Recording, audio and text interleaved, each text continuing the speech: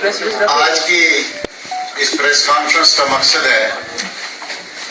कि जम्मू और Kashmir joint action committee ने एक फैसला लिया था कि हमारे हकूक के साथ जो छेड़छाड़ की गई थी और उसको सरेआम लाने के लिए हमने एक पैदल मार्च शुरू किया था, जो कि 4 तारीख से कुपवाड़ा से शुरू करके हमने कठुआ तक जाना था और बीच में कुछ अजला होते हुए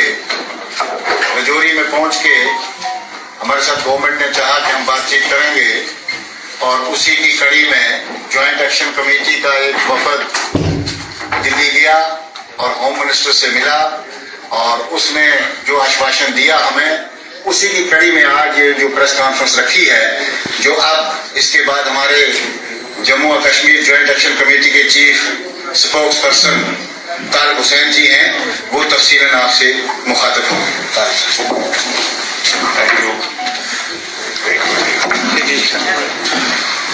हमारी ज्वाइंट एक्शन कमेटी के सरपरस्त चेयरमैन जनाब हाजी मोहम्मद यूसुफ साहब ने उनके शुक्रिया से मैं आपके जरिए से आवाम तक ये गुजारिशात रखना चाहता हूँ कि गुजर बकरवाल ज्वाइंट एक्शन कमेटी ने आप बैरक के ऊपर 2-3 डिमांड्स जो हैं और सरफहरिस्त जो डिमांड है कि शेड्यूल ट्राइब के अंदर गैर शेड्यूल ट्राइब को दाखिल ना किया जाए, नंबर 1। जीडी शर्मा कमीशन की जो रिपोर्ट्स हैं उनको रोल बैक किया जाए कमीशन को,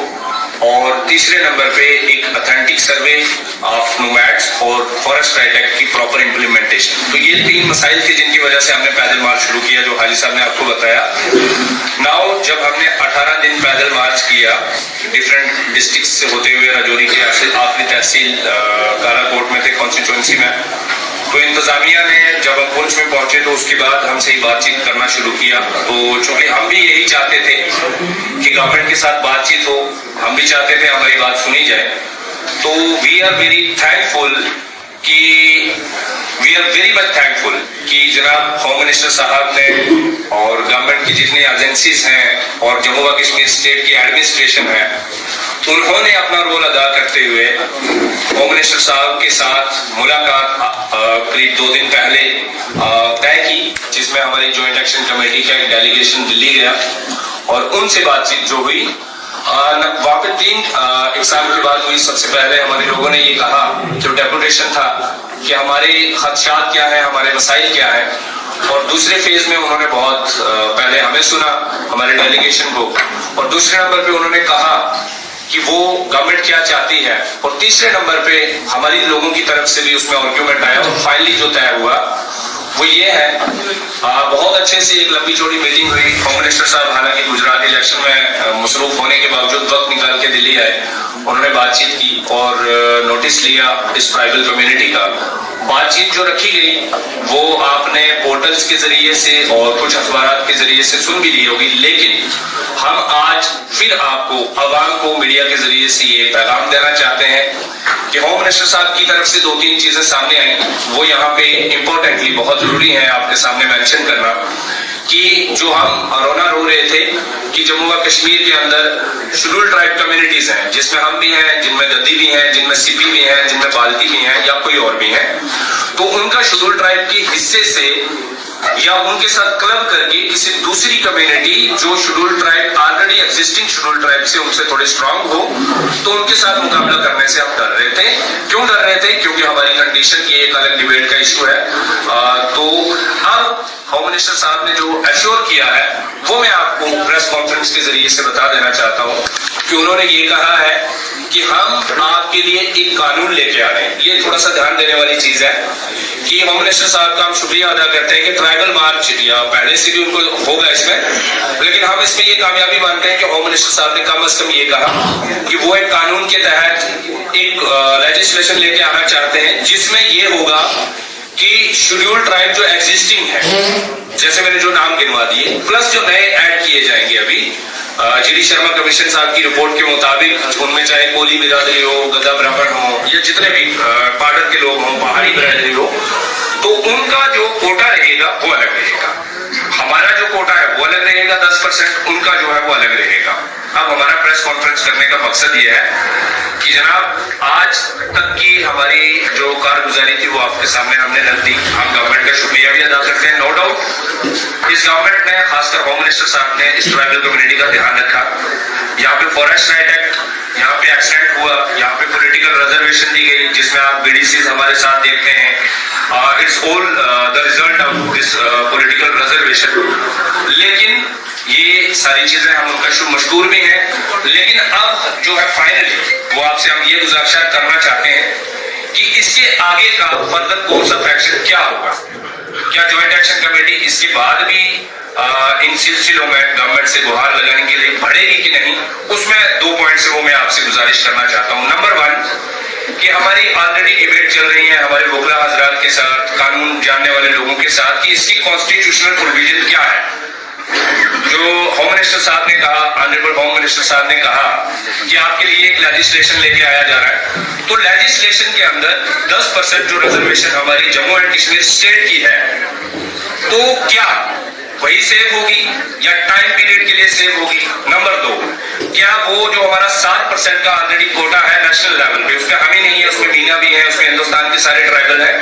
हम सारे ऊपर में फाइट करते हैं, तो क्या उसके लिए भी कोई शील्ड होगी, वो फिलहाल कंफर्म नहीं है, क्लियर नहीं है। नंबर 1, जब लेजिस्लेशन आएगा तभी पता चलेगा, एक चीज। दूसरी बात यह है कि हम कम्युनिटी के अंदर जाके कम्युनिटी के जितने भी स्टेक होल्डर्स हैं, चाहे वो जम्मू में ट्राइबल कम्युनिटी की जितनी भी तंजीमें हो, चाहे वो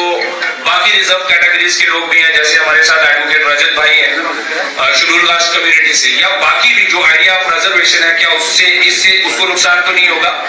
तो ये सारी चीजें तफसील से हम अपनी बिरादरी के साथ, अपने लोगों के साथ, इस कम्युनिटी के स्टेक होल्डर्स जो हैं उनके साथ, गद्दियों के साथ, सिपियों के साथ, तमाम जितने भी कम्युनिटीज उनके साथ बैठ के तय करेंगे, और फर्दर कोर्स ऑफ एक्शन जो भी होगा वो आपके सामने लाया जाएगा। अब आखिर मैं एक बड़ी इंपॉर्टेंट गुजारिश करना चाहता हूं, वो ये है कि बहुत सारी हमारी होम मिनिस्टर साहब से मीटिंग करने के बाद बहुत सारे खदशात सामने आए। बहुत सारे लोगों ने कहा कि ज्वाइंट एक्शन कमेटी की टीम अच्छे से रिप्रेजेंट नहीं कर पाई,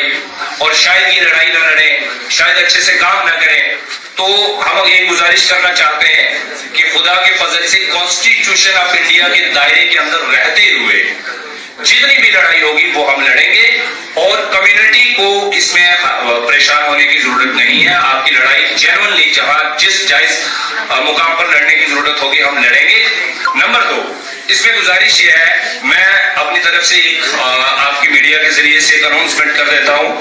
कि कम्युनिटी के अंदर ये जो समझ है कि जनाब कहीं हमारा सौदा तो नहीं हो जाएगा, हम सौदा को खत्म करने के लिए आज से हम इंशाल्लाह कॉन्स्टिट्यूशन ऑफ इंडिया के दायरे में रहते हुए पॉलिटिकली, लीगली जितनी भी फाइट करनी होगी, ये सफेद कपड़ा है, इसे कफन कहा जाता है, तो आज के बाद जब तक ये लड़ाई इंशाल्लाह जारी रहेगी, मैं इस कपड़े को अपने जिस्म पे ओढ़ के रखूंगा इंशाल्लाह। इसका साफ मतलब ये हो गया कि हमने लड़ाई छोड़ी नहीं है, लेकिन होम मिनिस्टर साहब का एहतराम अपनी जगह, उन्होंने जो कहा वो अपनी जगह, लेकिन कम्युनिटी के बीच में जाके कम्युनिटी से इंशाल्लाह बातचीत की जाएगी। अगर कम्युनिटी चाहेगी कि ये काफी है उनके लिए तो हमारा कोई एतराज नहीं, अगर कम्युनिटी चाहेगी कि इस लड़ाई को मजीद लड़ना है तो हमें तब भी कोई एतराज नहीं, हम कम्युनिटी के भी साथ हैं। लेकिन गवर्नमेंट का जो स्टैंड है वो हमने आपके सामने रखा, इसकी लीगल पोजीशन जो मोटे मोटे तौर पे हमने आपके सामने रखी, वो लीगल एंड पॉलिटिकल अंडरस्टैंडिंग वो ये है कि इसके अंदर जो हमारा नेशनल लेवल का है वो भी किसी तरह से सिक्योर होना चाहिए। गवर्नमेंट से रिक्वेस्ट करते हैं, होम मिनिस्टर साहब से अपील करते हैं कि वो इसमें ध्यान रखें कि नेशनल लेवल पे भी हमारे कोटे का ध्यान हो, स्टेट लेवल पे भी क्या ये कोटा परमानेंट होगा या नेशनल सिर्फ सुप्रीम कोर्ट के अंदर इलेक्शन के बाद एक सिंपल एप्लीकेशन मूव हुई तो कहीं वो जो दीवार है बीच में वो गिर तो नहीं जाएगी। ये कुछ एक सवाल है। Thank you very much. साहब मेरा एक सवाल रहेगा, मिनिस्टर साहब ने ऑलरेडी आश्वासन दिया था राजौरी के अंदर भी और बारामूला के अंदर भी 10% कोटे के साथ कोई छेड़छाड़ नहीं हो, फिर फाइनल मार्च करने की क्या जरूरत है? देखिए उसमें तौसीफ साहब मसला ये है कि जब होम मिनिस्टर साहब ने राजौरी में कहा था तो वो एक वर्बल थी, जलसे के अंदर तकरीर थी, लेकिन इस बार होम मिनिस्टर साहब से जो मीटिंग हुई वहाँ पे होम सेक्रेटरी मौजूद थे, वहाँ पे तमाम एजेंसीज के हेड मौजूद थे, और